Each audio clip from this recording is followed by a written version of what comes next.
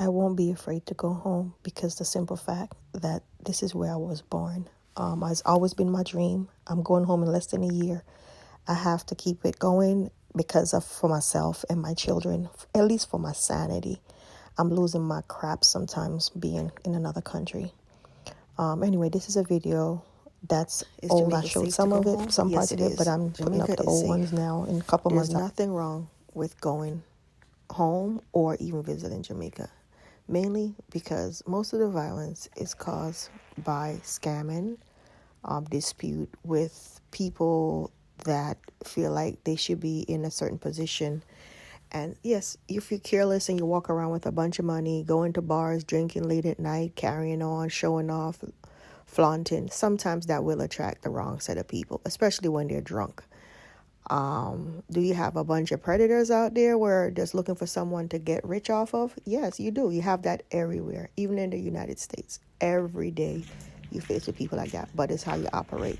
The thing is, for you to just really go out there and just get mugged and robbed, it's rare. And I'm not saying it can't happen, but it's not like you're going to go and you're just going to die the minute you step off the plane in Jamaica and you walk somewhere or go to get some food. It doesn't work that way. I believe in being smart, very vigilant anywhere you go in this world, anything you do in this world. You can't get up and walk around with a bag of money showing off and a bunch of gold around your neck every day. Yes, I do walk with my gold around my neck sometimes, but depends on where I'm going. I'm smart enough to know. Dressing up, yeah, that's different. But when you're walking around just flaunting, that's a different story. The next thing is this now. When I hear people saying, oh, don't build, buy, don't trust this. Yes, everyone is different. Every decision everyone have to make is different in life. Not everyone is going to be able to get up and go out there and just buy a house, especially in Jamaica with the economy the way it is. Some people inherit a piece of land. Some people can buy a piece of land. The thing about buying a piece of land, you can always build on it. You know, you can always have hope. Your dream is not shattered. You know, you go out there, someone wants $50 million for an apartment. $50 million for a little hole in the wall with 2 rooms, a mattress box for a kitchen, and you have no outdoor space. Your neighbors are on top of you or under you, wherever it is. They're noisy, you're noisy. You don't even know what's really going on half the time if you're safe going in that building, because that's confined space, and you're paying $50 million for it. Yes, the neighborhoods, people say, oh, location. I hear that, but remember this: town, some part of Montego Bay, Ocho Rios is getting overpopulated. People are going to have to move out of certain neighborhoods in order to have a better life, more peaceful life. If you're getting older in age and you want to slow down a bit, Jamaica is coming like America in a sense. You get up and a bunch of people just all over the place. In the country, rural areas, some of it is just quiet, peaceful. You can have your nice little morning walks. Still, you see your neighbors just say good morning, good afternoon. In town, you're not getting that. Sometimes you can. Half the time in town, everyone is a hustle and bustle. You can barely get out your driveway because of so much traffic. Coming down the hills or the mountains in town. I know. I've experienced it. I've done it. I've lived there, so I know. But what I'm saying is, if it's the only thing you have in your pocket, even $1 million, and you could afford to buy a piece of land, once you start building, do not worry about what the next man is doing. Even if he's moving 100 miles per hour faster than you, don't worry about that. Your neighbor could buy it today, put it up tomorrow. That's not your business. What's your business is keeping your focus, keep your head on your body, and remember that, okay, I don't have these millions of dollars in the bank. Or I do, but I don't want to spend it all on my house. I want to be able to still do things and live a life. Go ahead, take your time, stage by stage, step by step. This right here, trust me, this has been going up for a very long time. And it's not because, we couldn't just get up and just exhaust our funds. No, we want to live a certain kind of life still and enjoy life to the fullest, enjoy our children, still be able to, so if we get sick, we could eat without have to rush in to get and borrow from someone. If you have to build, it's okay if you can't buy.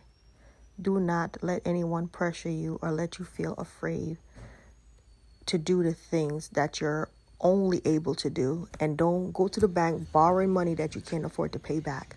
To say, if you're leaving from United States, United Kingdom, anywhere wherever you're coming from, I don't even know, anywhere, most of these places are the houses are bank owned through high mortgages. Why would you want to go home or return home to go and face the same thing of debt? And you're threatening each month, okay, if I get sick, I can't afford my mortgage, or if I get, or something happened, maybe it's just a child, or situation have changed. You would like to travel, but you can't, because guess what? You got to keep up that payment. What I'm saying is this: take your time, live your life. Jamaica is safe, okay? It's safe just like anywhere else. The thing is, yes, building is hard. Don't get me wrong. But if you're doing it, make sure you're on the ground. You're in it all the time. You never just hand it over to no one, including your parents. Don't leave it up to them, because sometimes they're older too. Even if they have your best interests at heart, they're older, they can take advantage of them. And if you do decide to go ahead and buy a house, maybe you do have the money for it, that's fine. But go ahead.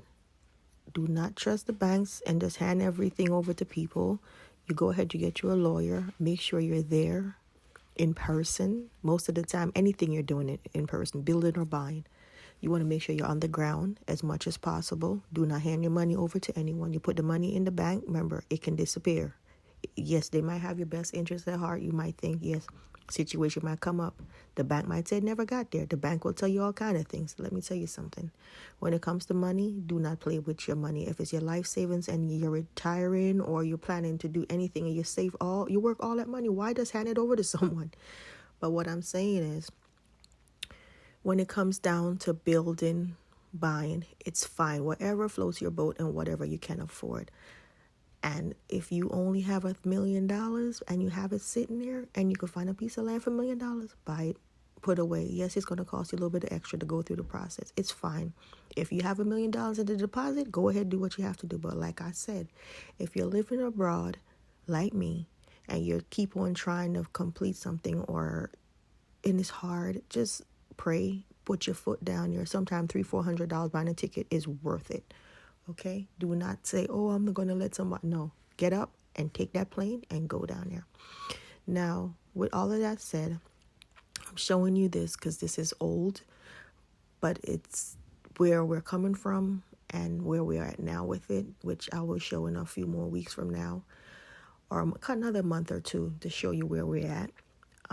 These are old. I found them in my phone. I think I have some, but not all of them, with all the rooms upstairs with the roofs off and the roof going on. I'm so grateful to God every day for this. It's not about showing off or flexing. It's about showing the steps. And this is almost 12 years or more of building. What I'm saying is this: if you do decide to go to Jamaica, to build, to buy, even just visit, you need to just pay attention to where you go, even who you're going out with, because sometimes your family is the one that really, maybe not directly, maybe indirectly, set you up in a sense. Family have done it.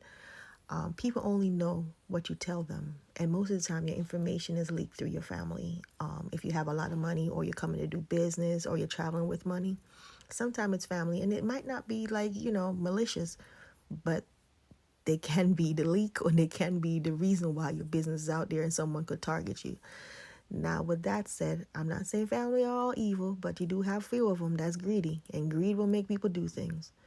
So if you're coming to do your business and keep it to yourself. You're traveling, you don't have to always tell people. Or sometimes what you do is, if you have your spouse going to be home and you're going, you let them the one to send you the money when you get there. Don't travel with it. Try to give less information as possible to people when you're traveling and going down.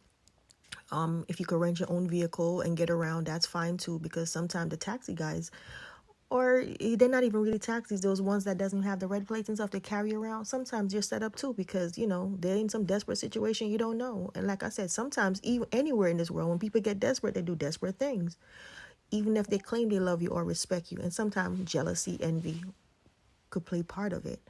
So you have to know where you stand in life and make the best decision for yourself and your family. And like I said, in this world, it's a doggy dog world.